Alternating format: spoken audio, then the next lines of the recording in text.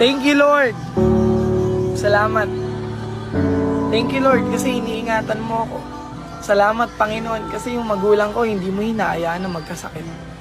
Panginoon, salamat kasi yung blessing lagi mong binibigay sa pamilya ko.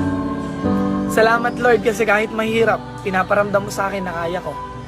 Salamat, Panginoon, kasi sa dinabi-dami ng problema, bakit ako? Salamat, Panginoon, kasi kina-challenge mo yung buhay ko. Alam niyo po, ikaw na nanonood, minsan magpasalamat ka sa Panginoon. Maganda man o pangit yung nangyayari sa buhay mo, matuto kang magpasalamat sa Panginoon. Dahil siya lang naman yung dahilan kung bakit ka matibay, kung bakit ka lumalaban, kung bakit may nakakaharap kang mga problema.